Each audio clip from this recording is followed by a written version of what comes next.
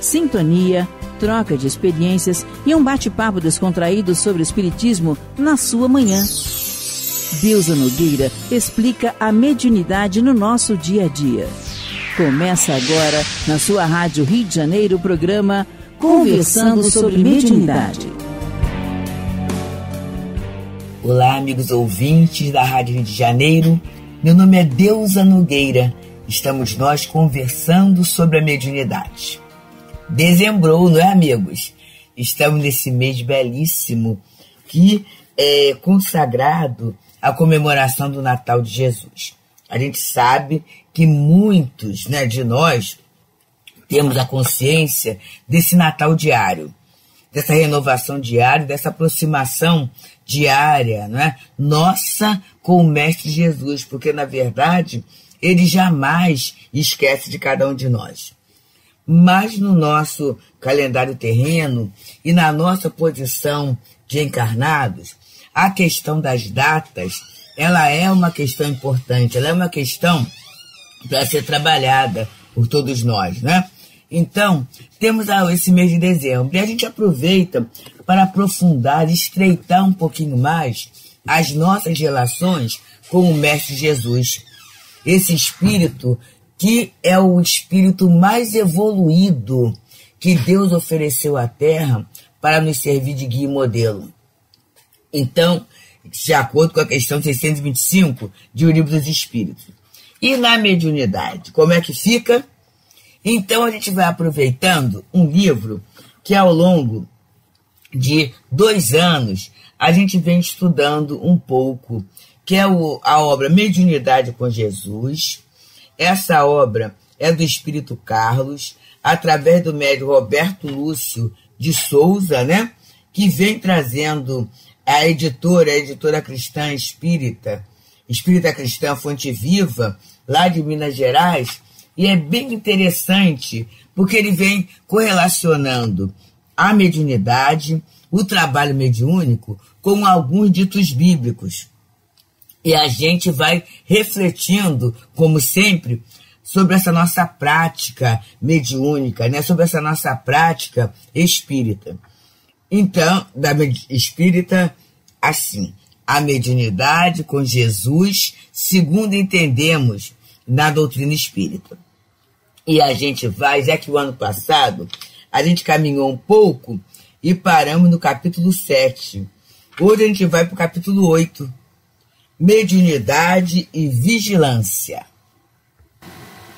E ele começa falando para a gente assim: Legião é o meu nome, porque somos muitos. E é uma fala importantíssima do nosso Mestre Jesus.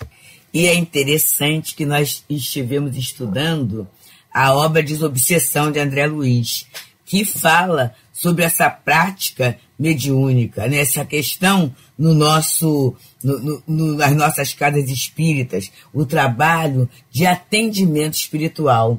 E ele, vamos começando hoje, quando se pega para falar mediunidade e vigilância, justamente aquele trabalho de Jesus, em que ele é defrontado por aquele irmão obsidiado.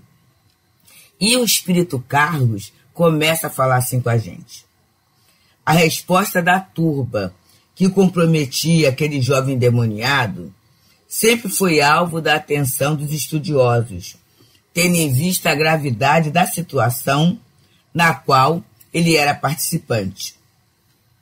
Muitos eram os espíritos que ali estavam a cobrar-lhe as faltas transatas, por nós desconhecidas, mostrando-nos assim a força da autoridade moral de Jesus em sua atitude saneadora. Então vamos pensar assim, meus amigos. O companheiro chamava a atenção, o seu processo obsessivo, pelo seu comportamento exterior totalmente conturbado. Então isto chamava muito a atenção, não é? E quase sempre as coisas funcionam assim. É esse nosso comportamento desregulado, conturbado, né? Complicado, que faz com que a gente não se entenda e com que a gente seja observado. Mas nós sabemos que a obsessão, em muitas circunstâncias, ela ocorre através de mudanças sutis. Aliás, ela começa com uma mudança sutil no pensamento. Ela começa com uma mudança sutil no sentimento. E muitas vezes até nós, né, nós mesmos médiuns, trabalhadores, militantes do movimento espírita, não temos a devida vigilância, e aí é o título do texto, Mediunidade e Vigilância. Não temos a devida atenção para percebermos o que está acontecendo conosco. Isto é bem sério, né? Então, mas os outros percebem, porque os outros são incomodados por aquele nosso comportamento desajustado. E aí a gente vê ele falando em legião, quer dizer, somos muitos, e Jesus era um só, como diz Emmanuel, numa página que tem esse mesmo título, Legião. Mas vamos continuar a ver o que diz o nosso espírito Carlos sobre essa página. Ele diz: não podemos, porém, perder a lição das multipersonalidades que habitam em nós, jornadeiros em evolução, e que serão, que constituem esse fenômeno das múltiplas personalidades, ou das multipersonalidades. Na verdade, em cada reencarnação, nós acumulamos experiências. E essas experiências ficam gravadas em nós. E ficando gravadas em nós, elas definirão, né, comportamentos, elas definirão sentimentos, atitudes, embora muitas vezes, meus queridos, isso não esteja consciente. Por isso, quando ele fala da vigilância, é interessante, porque tem situações que nós trazemos falando assim, o meu jeito é assim mesmo. Esse é o meu jeito, eu nasci assim, eu trago isto comigo. Então, isto que eu trago comigo, nem sempre é a expressão de um conteúdo positivo. Muitas vezes, isto que eu trago comigo é a expressão de um conteúdo desajustado. E que eu trago comigo para quê? E eu gosto muito da expressão de um amigo aqui da casa de Teresa d'Ávila, que ele fala assim: a gente não reencarnou para pagar, a gente reencarnou para apagar as nossas dificuldades. E isso é muito interessante na análise do nosso dia a dia e da nossa vida, não é? A gente saber que há jeito, para a gente não ficar preso àquelas questões que já entendemos que são deficitárias, deficientes, e não cairmos nas malhas da culpa. Então ele continua falando assim, somos o resultado dos milênios vividos. Manifestamos em todos os momentos um passado de conquistas a conclamarmos mudanças ou aprimoramentos. É o que a gente falou, né? Hoje, o que é dificultoso, a gente vai apagando, vai mudando, vai substituindo, né? Porque essa ideia de perder, ela não é muito agradável para a nossa situação de inferioridade, não. Mas a ideia de mudar, de aprimorar, é uma excelência na vida de todos nós, né? E vamos assim, aquilo que temos de bom, de positivo, vamos aprimorar, vamos potencializar, não é? E aí ele continua falando para nós assim: não sabedores dessa totalidade que habita em nossas individualidades, muitas vezes deixamos em nossas posturas brechas que, apesar de inconscientes, são energias que atraem outras energias, dando campo ao surgimento da sintonia no fenômeno das intercomunicações. E aqui é a base, não é, meus amigos? Nenhum de nós vai ser obsidiado gratuitamente, tem uma base, uma brecha. E eu sei que muita gente está pensando assim, mas a gente às vezes pode se tornar, ser perseguido por um trabalho no bem que se faz, né? Por um trabalho no bem que se faz, por uma ideologia, porque eu sou seguidor de Jesus. Pode acontecer sim. Mas a gente sabe que o bem, como diz André Luiz, na obra Agenda Cristã, é a nossa garantia onde nós estivermos. é a carta de garantia onde nós estivermos. É esse bem. Mas a dificuldade que cada um de nós tem, né? Que cada um de nós abraça na vida é justamente trabalhar esse ideal, trabalhar essa profundidade, porque o bem, a perseguição pelo bem, vamos colocar assim, o bem se garante, o bem se paga. Mas é que muitas vezes, mesmo na tarefa cristã, mesmo na tarefa do bem, a gente tem laivos de personalismo, de orgulho, de vaidade, de irritabilidade, de intolerância, né? E esses pontos são pontos de apoio, são as chamadas brechas, para a gente criar um campo energético, e nesse campo energético a gente vai atrair esses espíritos que vibram nessa mesma sintonia em algum momento. Então o cuidado que nós necessitamos ter é muito grande. É muito grande. Por isso a lição fala da vigilância. Por isso Jesus falou: olhai, vigiai e orai. Olhai e vamos olhar para nós. Vamos olhar para o nosso entorno para ver como é que as nossas atitudes estão tendo repercussões. E é muito bom a gente ouvir aquilo que o outro fala, né? Observa só, você em determinada circunstância tem tal comportamento. Não vamos olhar o outro como inimigo, não. Vamos observá-lo como um instrumento que a misericórdia divina está usando para a gente mudar de conduta, mesmo que esse instrumento seja inconsciente. Mesmo que muitas vezes a fala venha de uma forma desagradável. Mas vamos ter esse cuidado, vamos ter esse carinho, sabendo que somos imperfeitos. Mesmo estando trabalhando no bem, mas nenhum de nós, né, é sabedor de tudo, é maravilhosamente. Eu lembro da nossa amada Fátima Miranda, né, dos programas e tudo, e a gente sabe do cabedal de conhecimento, do estudo da doutrina, né, tudo isso. Mas ela sempre fala da ajuda espiritual para falar a coisa certa na hora certa. Porque é esse movimento de humildade, de compreensão, né, de auto-respeito às próprias limitações que a gente precisa trabalhar. Para a gente não se achar aquele trabalhador completo, aquele que sabe tudo, que faz tudo.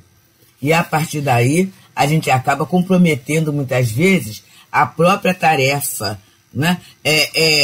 Fazendo com que entrem determinadas opiniões, determinadas posturas, que na verdade não serão resultados da intuição do mentor, mas sim do apoio a essa brecha que a gente carrega.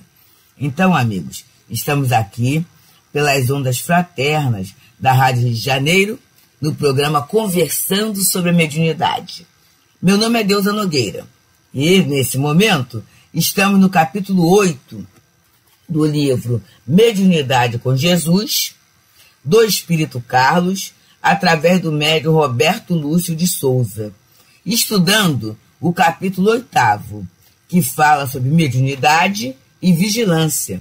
E esse capítulo, ele é um comentário daquela expressão de Jesus, que está, ou daquele fato, essa passagem de Jesus, que está anotada em Marcos, capítulo 5, versículo 9, que fala assim: legião é o meu nome, porque somos muitos. E ele continua assim: sendo assim, cabe a cada um avaliar-se dia a dia em suas aptidões, tendências ou reminiscências, com o propósito do aperfeiçoamento. E aqui é bem interessante mesmo que ele fala aptidões, né?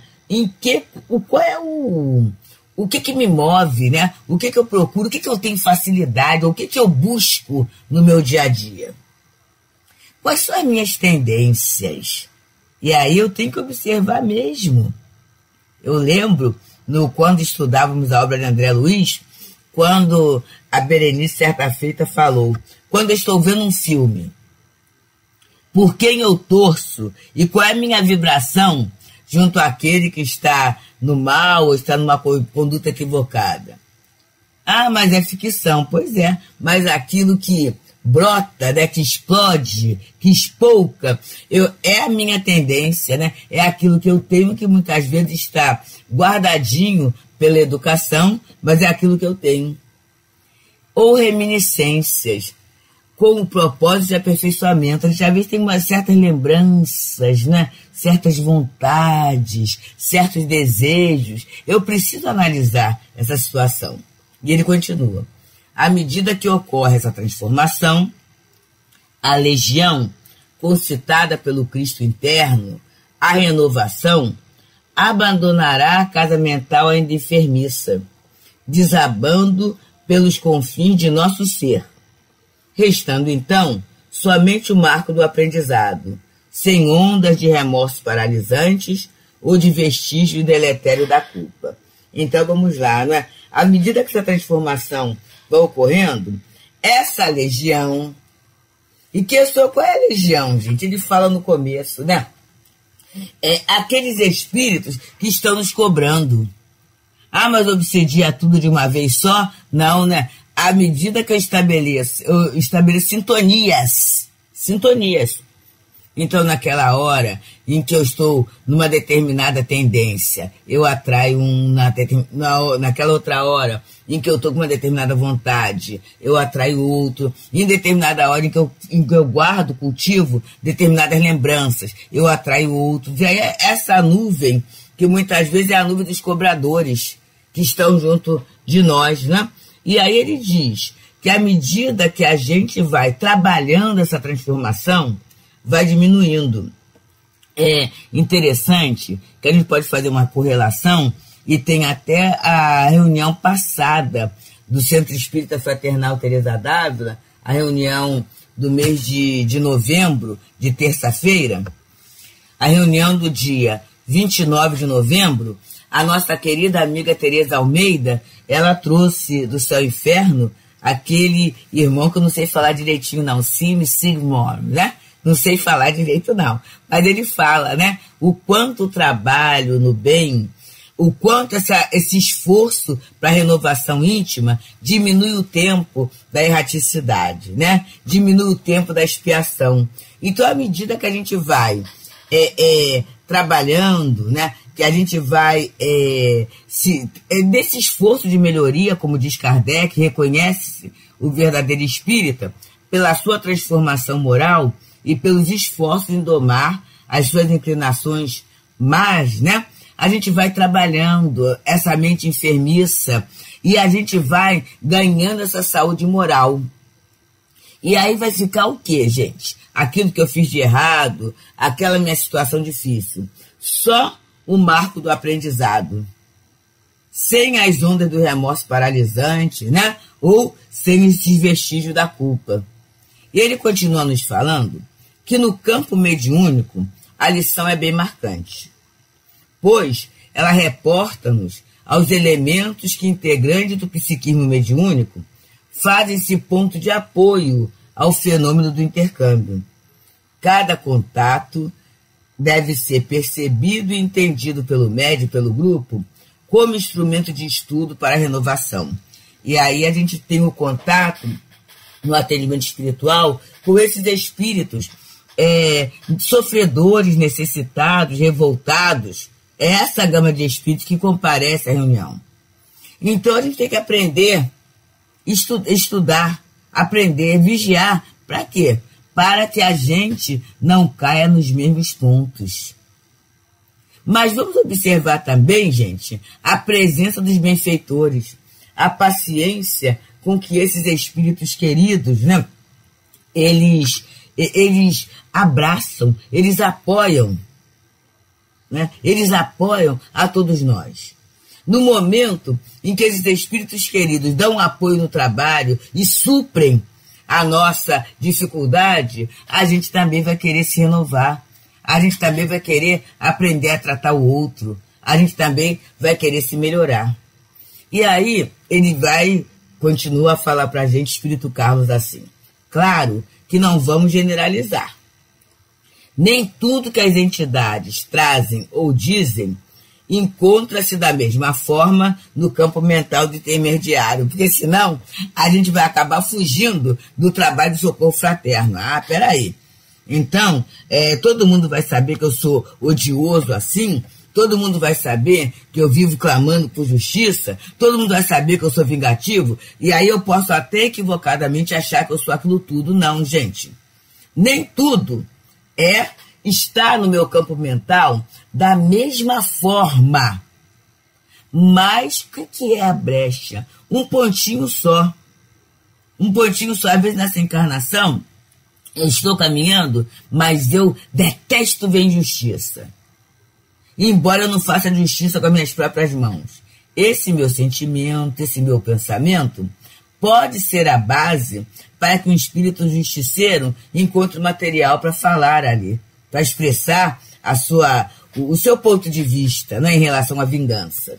E ele continua dizendo, muitas vezes, e não raro, o contato ocorre pela boa vontade no auxílio. E aqui é muito bom. Boa vontade no auxílio. Então a criatura, ela quer auxiliar o outro. E quem auxilia compreende, gente. E quem auxilia consegue ouvir sem crítica, deixar que o outro expresse a sua dor, para depois dessa expressão oferecer. Oferecer o contato, oferecer o trabalho, né? Oferecer esse bem maior para o outro, né? Então, ele diz, entretanto, a participação efetiva do aparelho na comunicação é constante. E o emoldurado da mensagem tem as tintas mentais da alma que exerce a mediunidade. Então a pessoa, muitas vezes, o médium, ele tem a boa vontade no auxílio, ele quer auxiliar o outro.